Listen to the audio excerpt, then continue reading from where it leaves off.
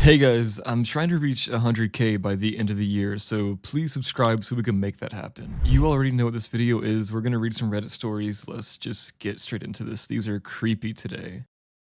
I worked as an overnight security guard at a local college. I quit after seeing something in the parking lot. I had just gone through a pretty rough divorce a few months ago. For a brief 2 years, my ex and I were married. Most of our nights ended up turning into shouting matches and insults. We were always so loud we had gotten several noise complaints and an eventual ultimatum that we could be thrown out of the building. Anyway, we ended the whole thing and she got the most of everything. The house belonged to her family, along with most of everything in it. She let me only have my clothes, some photos, and my dog, Riley. I was short on money at the time. Luckily, a friend of mine let me stay in his home for as long as I needed. While there, I was looking for a better paying job to help me get my life back on track. My search led me to an opening for a campus security guard at the local community college. I arrived at the interview to learn that this was a job for the night shift. I wasn't too sure about taking the job at first, but my bills and growing debts weren't gonna pay off themselves. Needless to say, I started the next night. The campus itself was a decent size, both in terms of area and the number of students. The core campus includes 14 educational and auxiliary buildings. The security office was by the south entrance of the college, situated on the second floor of the parking garage. The two senior security guards, James and Darnell, walked me through my job description. My task every night was to complete 2 full searches around campus, checking all the buildings and monitoring the security cameras. My shift would start at 9:30 at night and go through 6 o'clock in the morning, by which time I'd take the bus home. The job itself wasn't too bad. I kind of developed a friendship between James and Darnell, since there was a brief period of time our shifts would overlap. By the time they both left, it would be midnight for me, and I'd be alone on campus. It's so surreal how such a place that's bustling and full of students can quickly empty out and turn silent. When my shift starts, there's usually a few cars left in the lot for those who took evening classes. Some instructors and other staff would sometimes work extra late, but those instances were rare. In short, my interaction with other people besides my coworkers was almost non-existent. Sometimes on break or in between circuits, if it stayed quiet on campus, I'd read a book or listen to spooky stories on my phone. After listening, I would start to feel a little creeped out for being in a campus all alone after dark, but I got used to it. It killed the boredom until I started my next circuit. I wouldn't find much of anything out of the ordinary aside from the random object left behind by a student, which I would bring back to the lost and found. I just had to make sure no one else is hanging around after closing. After coming back, I would check the security footage in case I missed something. There were a few screens recording specific spots with the most activity during the day. One for each parking lot, one for each floor in all the buildings, and one for the administrative office. I got decent pay every couple of weeks. After a while, I moved out of my friend's house and got a small apartment and was saving up for a used car. I felt like my luck was starting to turn around finally. Then I had the scariest experience of my life. I was left alone around midnight, like always. The campus was absolutely deserted at this time, like normal. It was summer during this time, so the night was pretty warm. I felt like I was building a bit of sweat in my security uniform while doing my first circuit. I came back to the security office after finding nothing of note and checked the camera feed. I found nothing in any of the screens until I checked the one for the south lot near the office. While the screen was small, I could discern the moving of a large shadow across one of the lampposts. It was doing nothing but moving back and forth across the light. The shadow looked too large to be some small bird or animal. I deduced it had to be someone parked off screen so I couldn't visibly see them. I went out there to check things out and found nothing there. If it were a person just messing around, they would have to have left a sign of their presence. There was nothing left behind. I didn't hear a car driving off or any noise for that matter. I scooped the rest of the south lot to find the source of the shadow. Still nothing. I sighed in annoyance at the thought of some jackass deciding to waste my time. Nothing else happened for the rest of the night. I got used to sleeping during the day, but all I could afford to sleep on was a cheap couch that was anything but comfortable. It was rare that I got a full 8 hours of sleep on it, and to top it off, the AC unit had crapped out. My cheap apartment had gotten warmer, making much harder to sleep. I got to the college at the start of my shift with maybe 5.5 hours of sleep. I had coffee, but it only lasted so long. With it being extremely late, my office feeling cool, and it being quiet everywhere, I started feeling drowsy. Sleeping on the job wasn't allowed, of course, but every now and then I let myself have a brief nap to refresh myself. So I set my head on the desk and fell asleep instantly. I was later jolted awake. A feeling of something very wrong switched my tired mind on alert and woke me up. I rubbed my eyes and checked the monitors to see if anything was up. I looked at the camera for the south lot and my eyes narrowed. Beneath one of the lamplights, a person was standing, not doing anything, just being very still. I couldn't make out any details, but this person had long black hair and looked very tall for almost reaching the light. I looked at the bottom of the screen and found the camera was still recording. Whoever the camera was showing was still out there. The feeling that jolted me awake intensified, and I was aware of myself shaking. A chill colder than the air inside the office crept up my neck. My body was reacting to some sort of danger the image was giving off. Still, a weird person on the security footage was not an excuse to not do my job. I got to the lot in under a minute and I saw that person still standing under the lamplight, just being dead still. Their back was facing toward me and their head seemed to be bowed forward. As I approached closer and tried to get their attention, I found that this trespasser was very tall and lanky and was wearing a dirty white dress. I called to her again asking if she needed any help, but didn't respond. She just kept standing like a statue where she was. I reached out to touch her and my hand retracted back from the burning sensation her skin gave off as if she were on fire. I cursed and shook my hand to cool it off, and the lady moved for the first time. Her head lifted upward as if finally acknowledging I was there. She turned around and I started to track backwards. Her body was humanoid, but she had the head of a goat or ram. The fur was pitch black, contrasting against her pale skin and white dress. The eyes were red like burning embers and strands of flesh hung off its curved horns. As my backwards walk sped up, I could hear it give off a deep, thunderous roar. I ran back towards the office and I swear I could hear the thing sprinting after me. I ran faster than I ever have in my life and I barricaded myself in the security office. For good measure, I switched off the lights inside and called 911. I told them something was on campus and they sent someone over. I hung up and strained my ears to hear any noise outside my office. It was hard to notice anything other than the pounding of my heart working overtime. It felt like an eternity before I heard knocking on the door. The cops notified their presence and I slowly opened the door. They questioned me about what I called for. When I told them, they looked at me as if I were a mental patient or a drug user. I played the footage back for them and there the thing was. At the very least, they weren't gonna arrest me for making a fake emergency call, but with the trespasser gone, there wasn't much they could do. They left and I was once again alone. This time,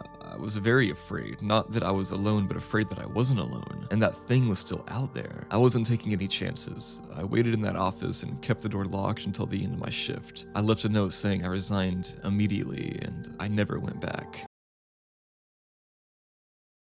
The White Witch. In the early 80s, I lived in Okinawa, Japan. My dad thought that seeing the world would be an adventure that would help my brother and I become better men, and I have to say, I think he was right. Being in the military showed me cultures many would never get to experience, and I'm thankful for every experience that the life gave to me. While we lived in Japan, my father wanted us to have a fully immersive experience, so he chose us to move into a small Japanese neighborhood off base. We lived in a little house at the top of an enormous hill in a cul-de-sac that overlooked, I kid you not, part of a huge zoo and on one side a fairly large cemetery. Our particular house was set far above the monkey habitats and about a mile downhill. Between us and those habitats was nothing but thick Indiana Jones style jungle. Jungle the neighborhood kids and I would tromp through endlessly, ignoring the local warnings about poisonous snakes and ancient untripped mines from World War II. We were the only American family living in that cul-de-sac, completely surrounded by Japanese families, and it was amazing. The kids loved us, and although we couldn't communicate through language very well, we understood each other perfectly,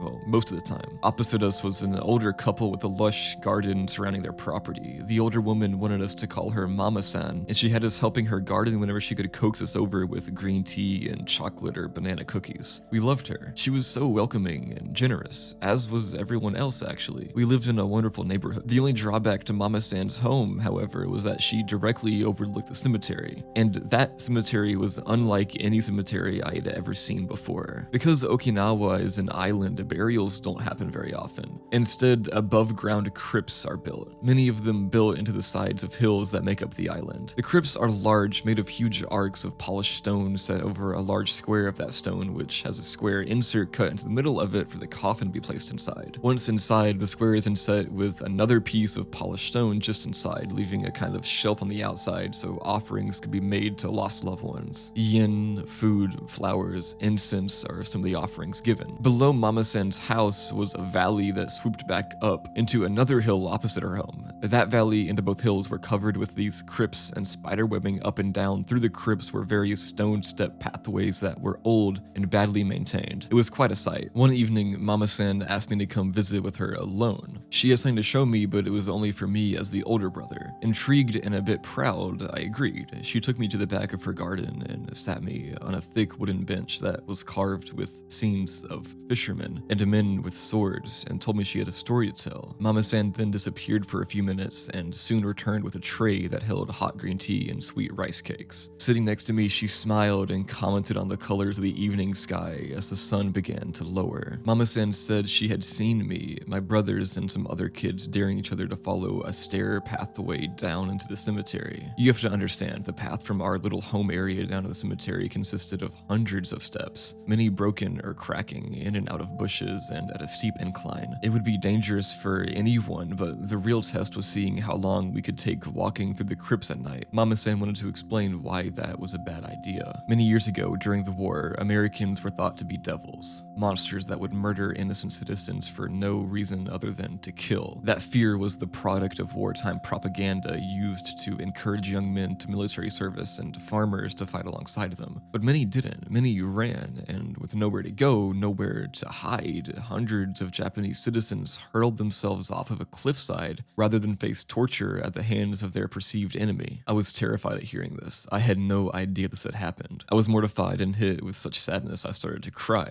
The sun was setting and the sky went from pink and blue to a deep orange and red. Mama-san reached out and held my hand, telling me not to worry. This was in the past, and the past is something we must always remember so we never go back. She went on with her story. One young woman had followed through with the sacrifice with her 2 children, but she survived the fall. She was in a coma for months. When she did regain consciousness, she was horrified to realize she was not with her children. They had been buried somewhere in that cemetery below, in an unmarked crypt that held many others. The woman would spend days and nights searching the cemetery, crying in pain, the torment of her loss unbearable, until the day she threw herself into the ocean to hopefully be reunited with her lost family. But they say she never found her children. Her act of suicide doomed her to purgatory. She would remain tortured for eternity. The sun had disappeared, the cemetery drowned in inky blackness, the main path dotted with dim broken lights, feebly illuminating small areas. Mama-san continued, "She still wanders the cemetery," she said, looking for her kids. You can hear her crying. And then she pointed down. I didn't want to, but I did. I looked. In the back of the cemetery, in the darkness, there was a white figure. At first a bright white shimmer, moving slowly, kind of shaking. It moved from side to side like it was moving among the crypts, and you could actually hear the crying. Softly at first, and then low moans and whimpers of pain as it got closer. I was terrified. I wanted to run, but Mama-san held my hand and whispered that she wouldn't come up here. We were too far. But that is why we shouldn't go down there after dark. She said many don't know her story and call her the White Witch, which angers her. It's best to stay away. It's best to pray for her. Mama-san said she comes out to see her often, hoping one day she will find her salvation. Needless to say, I never went down to that cemetery. Not once. And I never sat back there with Mama-san again either. That was enough for me. I did, however, visit Suicide Hill. It's called a Peace Prayer Park now, out of respect. I cried the whole time we were there. I prayed for all the souls and for forgiveness. So many Japanese citizens spoke to us, welcoming us, telling us stories, sharing with us. I didn't feel worthy, and my love for the country and its people was overwhelming. I'll never forget my time there. I'd like to go back to see if she's still there, wandering the graves, looking for her children.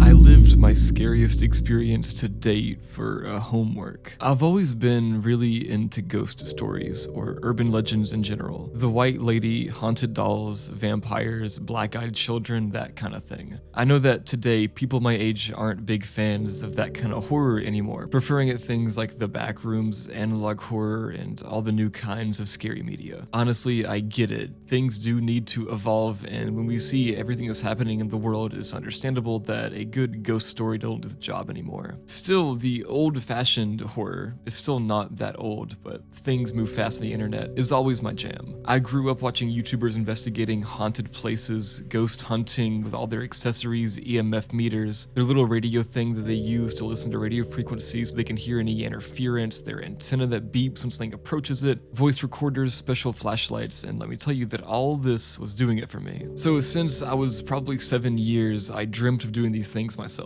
Of course, I tried everything a young boy is able to, like a Ouija, or stupidly walking around my house with a phone filming, hoping that some random deceased person with unfinished business will show up to, I don't know, have a chat. I wish I could say that other people's judgment doesn't affect me, but that would be a lie. So going into high school, I had to socially tone down my interest for those things in order to have friends. None of my friends and classmates knew about my persisting passion for ghosts and creepy stories. I realized that keeping such a secret is a bit ridiculous, especially approaching my 18th birthday, but you know, it would be even weirder to reveal it after hiding for almost 6 years like it was something super taboo. So here I was, I started hiding my passion at 12 to avoid others judging it, and now I'm still hiding it at 17 to avoid others judging the fact that I hid it. Anyway, everything started a few days ago. I have an art history class at school, and the teacher really likes to give us big works of research. This time he had a new idea. The whole class would be divided into groups of 2, and each group will receive a building from our city that the teacher had chosen for his architectural and artistic interests,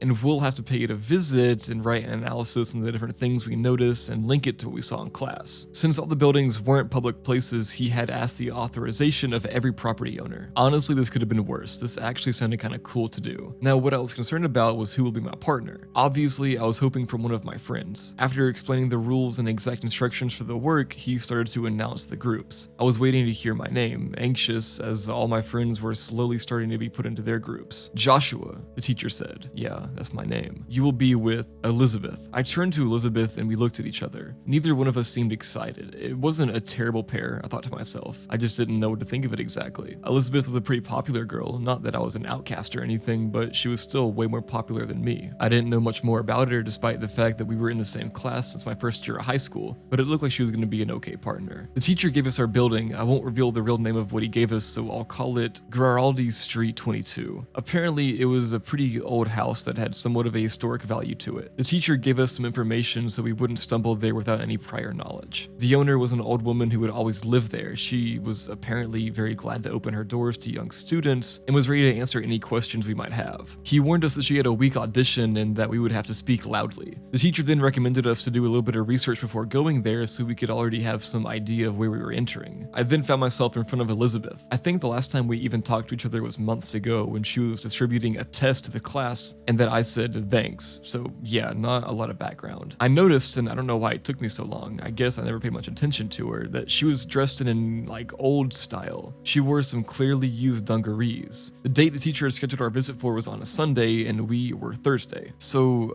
I guess we can do research on our side and we'll meet maybe at lunch break tomorrow to get on the same page. Is that good for you? She asked me. Yeah, that's good. We can do that. Okay then. See you tomorrow, she said. See you. On that, she turned her feet and left for her break. The rest of the day went by and I got home. As usual, my mom wasn't there. She often had to work late as she's a single mom to me and my sister Rosa. I ate my dinner and went to my room. I opened my computer to start my research. It wasn't hard to find information, even though things were repeating themselves a lot. So much historical meaning to the city, a perfect example of Art Deco architecture, a house filled with stories. There was a lot of talk by local medias about it, but not much actual facts. It was so weak that I had to go to page 2 of the search results in Google, or as I like to call them, the abyss of the internet. Then something caught my eyes. It was a forum about paranormal experiences, and the address was mentioned on a post. I immediately clicked on it and read the whole thing. It wasn't exactly the most thrilling story I've read, but here's what it basically said. Apparently, the owner opened the house as a cottage during the summer, and the person posting was narrating what he experienced during his passage there. He described a very special and kind of suffocating vibe that was apparently all around the house, and the feeling of being observed all the time. He He also talked about hearing voices at random moments. They were brief but often mentioned his name. The end of his testimony talked about his last night when he said he saw a little child with no facial expression in front of his bed who slowly started to climb into it and grabbed his legs, trying to pull him outside of his bed. The poster said he eventually succeeded to push the kid away despite his unreal strength, and that the boy ended up running out of the room laughing. When he spoke to the owner about it the next morning, she said that it must have been his imagination playing tricks on him, as she didn't believe in paranormal and that nothing similar ever happened to her. This wasn't much. It could have been a complete lie, but I would be lying if I said it didn't pique my curiosity. The story was as basic as it could be, but it was so specific for it to happen in that place, which was absolutely not famous, and even less so for any paranormal events. I kept that in the back of my mind and continued my research, but I didn't find much more, so I went to sleep. As I was laying in bed, I was thinking, what if the person who posted his story said the truth? This was the first time I was going to enter anywhere that old and charged with history. This could be the perfect place for my first ghost hunt. But of course, I was going for school and won't be alone. Plus, it's not really respectful to the owner, who kindly opened the doors of her family house to us. And even if I wanted to, I'd be constantly with Elizabeth, so it wasn't really an option. I looked at the EMF meter I received for my birthday on my shelf and thought to myself that this would be for another time. The next day, as I planned, I met with Elizabeth at lunch break. We started to share the results of our research, where I did not include the post from the forum for obvious reasons. We talked a bit before coming to a clear conclusion. Yeah, the thing is, we have the same exact stuff. There isn't much interesting info to be found online, except very surface level stuff, she said. Yes, I think we should prepare for the questions we want to ask the owner instead, I answered. You're right, do you think you can have yours for Sunday? Yeah, no problem. We exchanged a bit more and went back to class. On Saturday, I prepared a few questions to ask the owner. Then came today, Sunday. The meeting was planned at 11 a.m. I woke up normally, took a breakfast, got dressed, everything. Before leaving my room, I took one last look at the room and I saw my EMF meter. It looked like he was begging me to take him. I grabbed it and left. I didn't know if I would actually use it, but I had it. It had an option where instead of lighting the small lamps, it would vibrate, so I activated that and put it in my pocket. I arrived at the house and Elizabeth was waiting for me. We knocked and we could hear the owner walking towards the door saying, yes,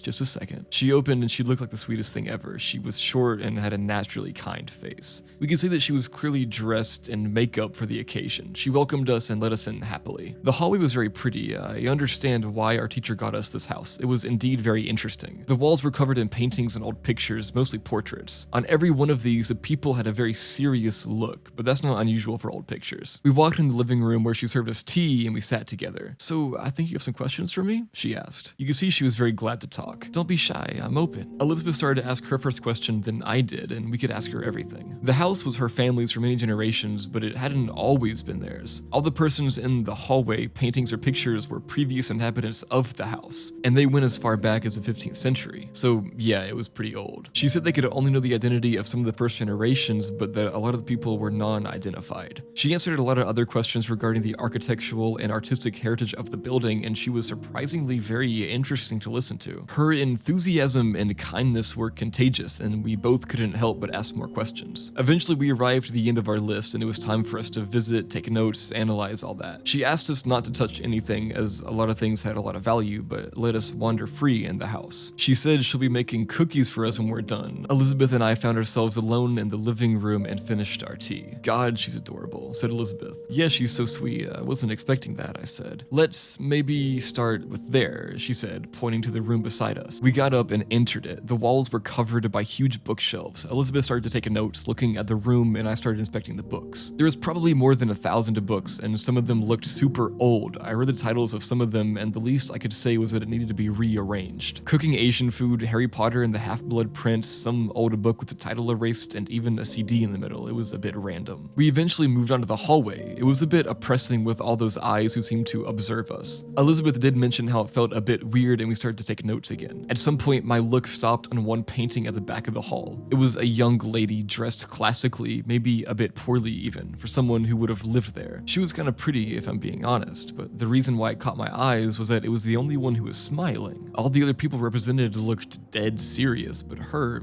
she smiled. A sweet, even caring and warm smile. I noticed that it seemed like she was staring at me. Of course, a lot of the paintings gave that same impression, but it was a lot more intense on her. My heart skipped a beat. I was sure that she just winked at me. I let out a gasp. I was convinced she winked at me. The vibe went from slightly oppressive to extremely heavy. Then we both heard it. Elizabeth. An unrecognized voice had just whispered. Elizabeth turned to me. "Did you say that?" she asked. Elizabeth. A younger voice this time. We were facing each other, so we knew it couldn't be one of us this time, and the owner was in the kitchen. Elizabeth's eyes opened wide, and she slowly walked toward me. "Elizabeth." She jumped. "What the hell?" I let out. We were looking around us. "Joshua, I don't like this." "Yeah, me neither." We were frozen in place with all the paintings looking right to us. "Elizabeth." That time it was a deep voice and it came from behind us. We turned. Slowly, all the faces of the paintings and pictures started to clearly move. They were opening their eyes wide and opening their mouths, maintaining their serious and now even melancholic look. Holy shit,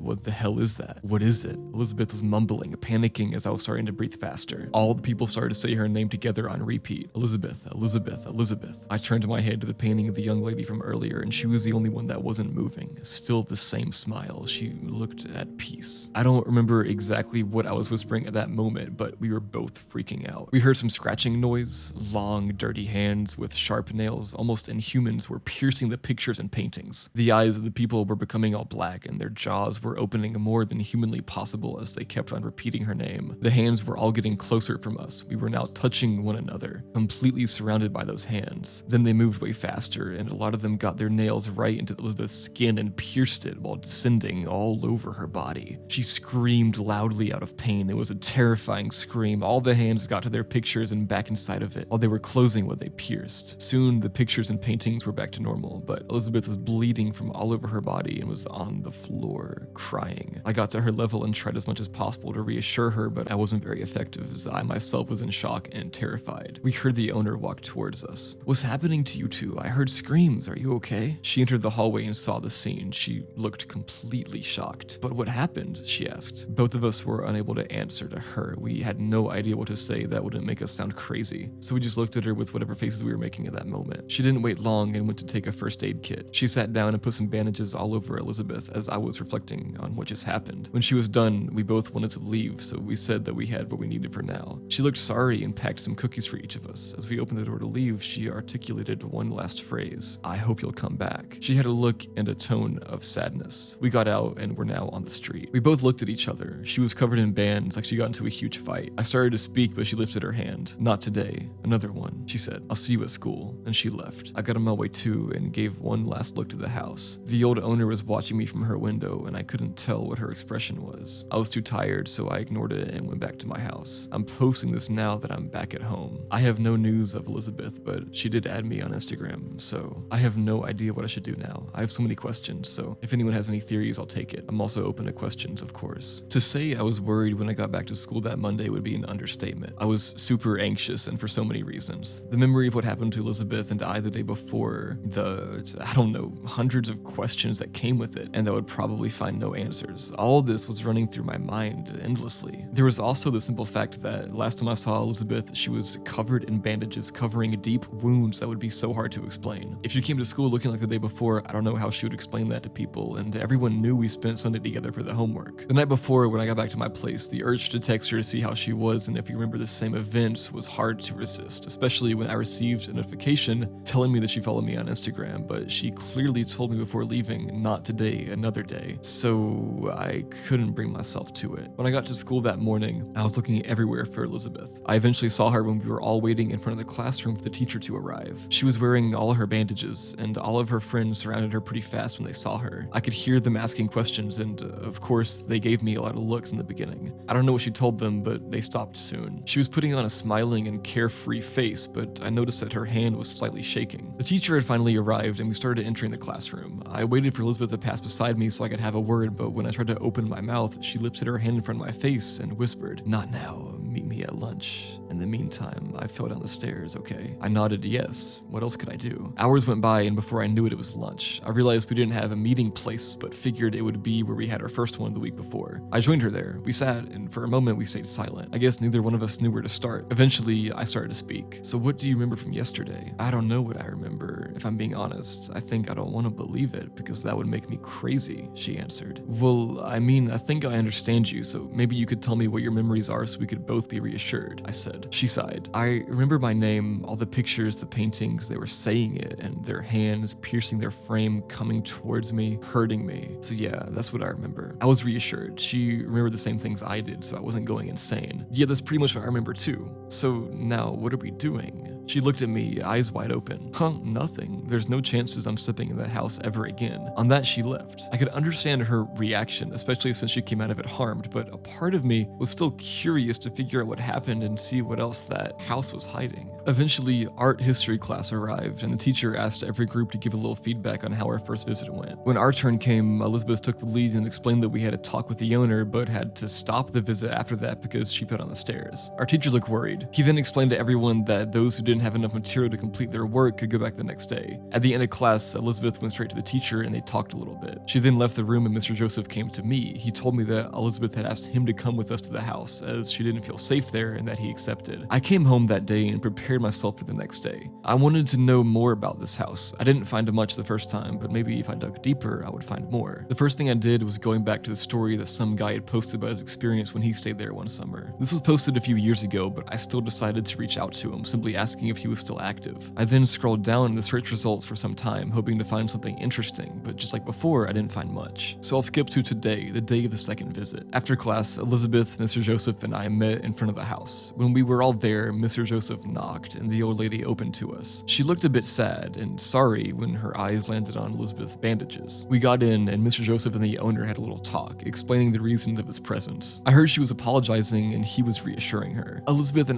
we didn't wait in the hallway and went straight to the living room and sat. We gave each other a few looks, and eventually Mr. Joseph and the owner came back. So I will stay with Miss, and you two can continue your visit. If there's any problem, you can call me, he said. We both nodded yes and slowly went to the stairs. We technically still inspected the main floor, so next was the first floor. We passed through the hallway and Elizabeth accelerated. I stopped and looked at the painting of the old lady, the only one that didn't do anything last time, but that I thought I saw move a little. She was still smiling like last time, and it still looked like she was watching me. Again, I could swear that she was smiling more as time went on. Joshua, come, Elizabeth whispered. I followed her upstairs, and without a word, we started taking notes in the first room. It was an old but pretty bedroom. We looked at everything. I took a few pictures too. We were ready to go to the next room when the door suddenly closed itself. We both looked at each other, already scared. With what happened last time, this wasn't announcing anything good. Elizabeth went to the door and tried to open it, but it wasn't moving. I gave it a try myself, and it was completely unmovable, more than locked. It was like it stuck to the wall. We started to panic, and I yelled our teacher's name, but we got no answers. Soon the two of us were punching the door and screaming. We were suddenly caught off guard by a soft voice coming from behind us. Hello, you two. We turned in a second. I immediately recognized her. It was the young woman in the painting. She was still smiling, a pretty smile. She looked almost kind and friendly. Elizabeth and I had our back on the wall, and we fell on the floor out of fear. We were both sitting on the ground, sobbing and almost suffocating. Elizabeth, Joseph, welcome to my house. I can't tell you how happy I am to have guests like you. We weren't making a sound except the ones of our heavy and fast breathing. Elizabeth, I have to apologize to you for last time. All my friends, they were a little bit too eager to get to know you. I'll make sure that doesn't happen again. She turned her eyes to me. And you're Joshua, aren't you? I haven't seen a boy around my age in a while. She started to approach me. She placed herself in front of me, just a few centimeters away, got down to my level and smiled. I was terrified, petrified by the fear. Don't be scared. I won't hurt you too much. That wasn't exactly reassuring me. I'll even give you a little something in return to make up for the pain. She placed her hands on my legs, her nails elongated, piercing my skin and going deeper. I started to scream out of pain, but was cut. She just kissed me, a long, passionate kiss as she stuck her tongue in my mouth. The surprise almost made me forget the pain. Like the dumbass I am, I instinctively responded to the kiss. I'm a bit ashamed of saying that, but but that was my first official kiss. I don't know how long it lasted, but she eventually stopped and her nails got back to normal. The pain came back as soon as it ended and I was bleeding a lot.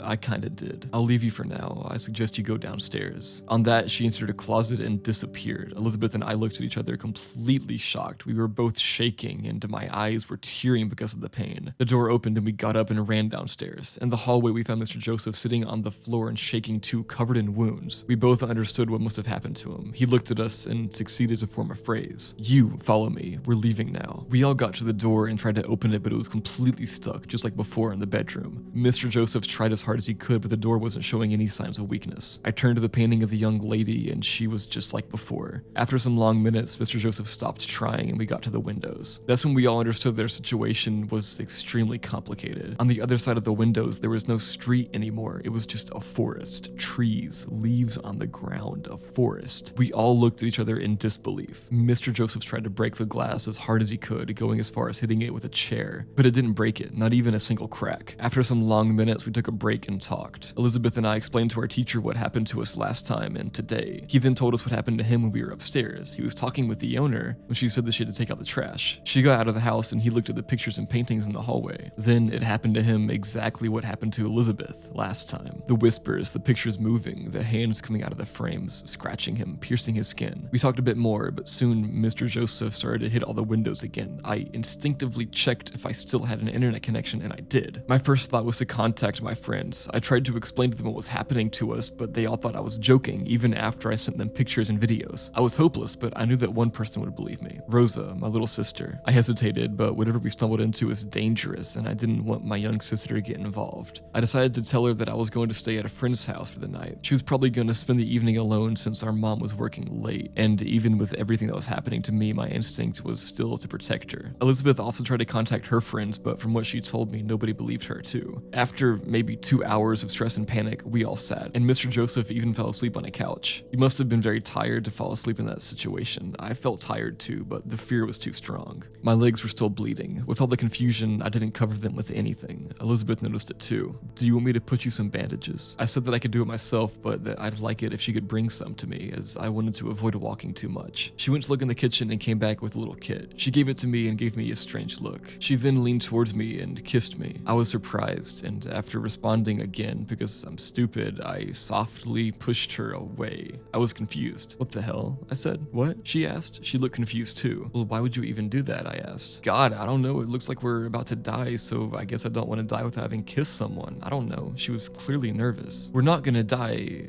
and if we do, it's done. You've kissed someone now, so if you could stop kissing me without warning me, it would be nice, okay?" I was clearly nervous too. "How do you know we're not gonna die?" I guess I'd try to be optimistic me. We were both exhausted and nervous. She was so close to me, and as we looked right at each other, we kissed again. For a little longer this time. We suddenly stopped and got away from each other. We both looked confused now. "Let's just stop there, maybe," I said. "Yeah, you're right," she answered. We were clearly both making random things to distract ourselves. I'm clearly not into her, and as far as I know, she's not into me either, so yes, we didn't want things to escalate too much. She started to sleep too, or at least tried to, as it was getting darker outside. I just got out my charger and plugged my phone. Fortunately, there was still electricity. Since I'm unable to sleep, I figured I should update you all, so I'm writing this as Mr. Joseph and Elizabeth are sleeping. If any of you have any questions or advice, I'm all ears.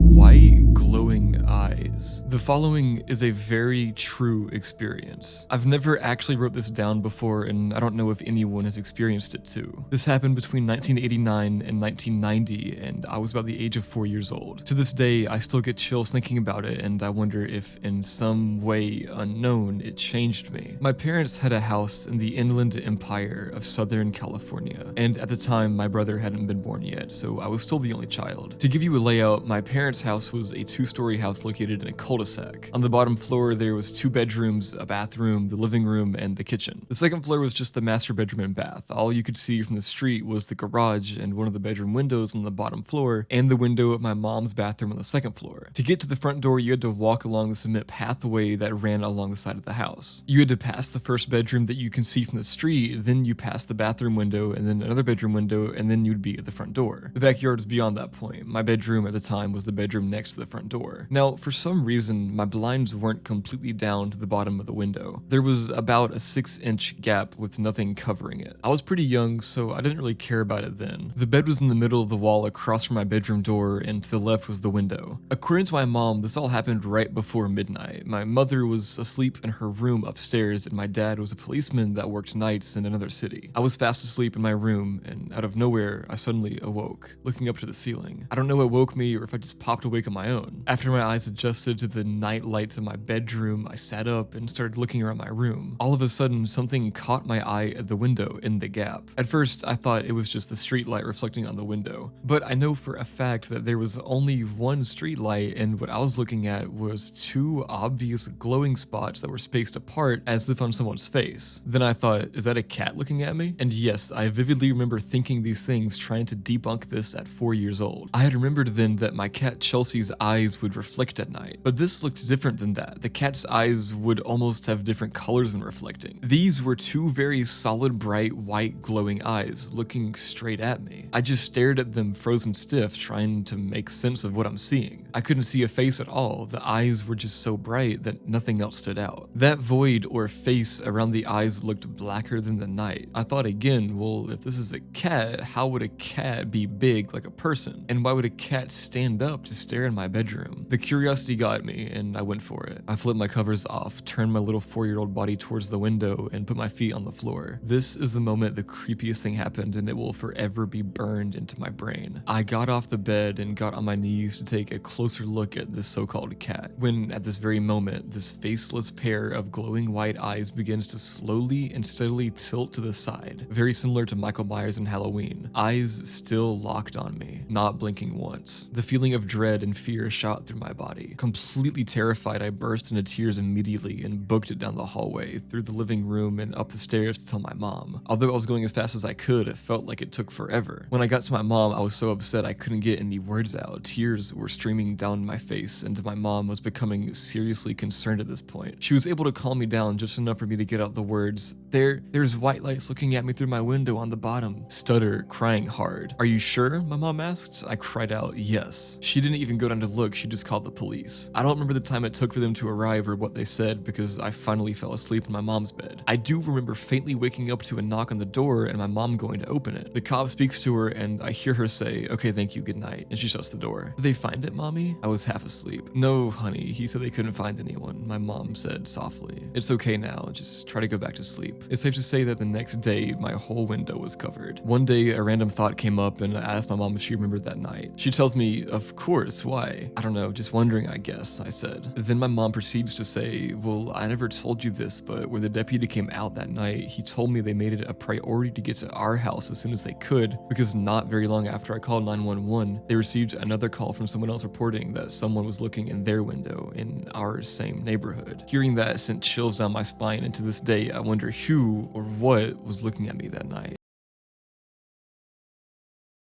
The room with the train. This story is not about a ghost or an encounter with a creepy stranger. It's not even about a near-death experience or something like that. As a matter of fact, I was never in danger during the event I'm about to tell you about. Nonetheless, it's a disturbing memory that I will carry with me until the day I die. I grew up in a small city, the kind of place you could barely call a town if it wasn't for the sheer number of people living there. Downtown was only a couple of blocks long, and in the middle of it was one of the biggest buildings in the area. It was the local movie theater named after the city. I remember going there when I was very young, about 7 years old, and watching the first Pokemon movie. It was probably nothing compared to the theaters we have nowadays, but back then it was huge for me. I loved it. So when a few years later I heard the cinema was going out of business, I felt really sad about it. The building was sold to a religious group that used it for their services. You know the type. Loud music, big crowds with their arms in the air singing prayers, some having seizures on stage while a pastor yells through a mic. Every time I walked past the old cinema, I would see the announcements of the congregation where the movie posters would have been. And if they were in session, you could hear them singing from the other side of the street. This group owned the cinema for nearly a decade until the local government bought back the building in order to restore it as a historic landmark of the city. When this happened, I was studying construction with the intent to follow architecture or civil engineering at college. And my class was very lucky to be involved with the cinema's restoration project because 2 of our teachers were architects working on it. I will will always remember the day we went to visit the old cinema. Our class was small, only a handful of students, but we were all around the same age, so we all shared childhood memories of when the cinema was operational. We ran through the corridors of the auditorium, sat in the stairs just like we did when we were little kids, and began stomping on the wooden floor with our feet, filling the entire room with the echoes of our drumming and our laughters. A little ritual or sorts everyone used to do right before the beginning of the movie. Once nostalgia time was over, we went back to the purpose of the trip and began to survey the building. We were very excited because that was a unique opportunity to go into the places we would have never been allowed to otherwise, so we made sure to check every last corner, every single room, no matter how far, no matter how obscure. The first one we found was below the stage. On one of the corners there was a little door, not very visible, probably because it was meant for maintenance staff only. Behind it we found a long room filled with rusty boilers, part of the old heating system that was no longer in use. The place was a little creepy with all those old tanks and pipes crowding the narrow space, but what we found past them was what really started to freak us out. This room was small, very small. It was, after all, basically just leftover space behind the boilers. Yet it contrasted so much with the rest of the area around it, it may as well have been from a different place altogether. The walls were painted a lighter color, white, I think, and I don't remember it very well because what really got my attention were the drawings in them. There were rainbows, a smiling sun, trees and flowers, and happy little people with smiles on their faces of dotted eyes. It was a daycare. The whole class and teacher gathered to see the discovery. We were all very confused about the strange placing of this room. Okay, we could understand the need for a place to keep the kids that were too little to be amongst the crowd during prayers, or maybe the people who worked there, but the placing was just odd. The stage was probably one of the loudest places in the auditorium during the services, and this was right below it, so there was no way it could be a quiet place for the children. We left the boilers room and continued our tour through the theater, a little puzzled about our finding, but not giving it too much thought. Outside of the auditorium there were the bathrooms, both in terrible condition, the ticket sales booth, and a huge set of stairs that led to a mezzanine in the auditorium. Half of the seats there were totally ruined due to a water leak in the roof, and I cursed these people for not taking proper care of the building. With all that done, all that was left was the projection room on the third floor. Behind the tickets booth there was a door that led to a spiral stair. I don't remember how tall it actually was, but it must have been over 10 meters of metallic steps without a single resting spot. I wasn't exactly an athlete, but I could walk several kilometers with no problem and rode on a bike to and from school every day. Yet, by the time I reached the top of the stairs, I was exhausted. And I wasn't the only one. All of my classmates complained about how hard it was to walk up there. After a short break to catch our breaths, we moved on to explore the third floor. It was roughly a narrow passageway with a couple of diversions to form different rooms, but it was more than enough for what it was made for. The first room from the stairs was a storage deposit, probably where they kept the movies and other equipment, and except for some trash, it was mostly empty. The second room was the one we were all excited to see, the projector room. The old machine was so big that it was still there, and there were even some pieces scattered around. It was quite a piece of history, and we were all very thrilled to check it out, so no one really bothered to move on to the very last room until we were about to leave. And there we saw it again. There was a train in this one instead of a rainbow. Something was written on it in big, colorful letters, something about Christ, I can't remember it well. The drawings were a bit old, the paint slightly peeled from the walls, but the colors were just as cheerful as you would expect for a place where children play. My heart sank to my stomach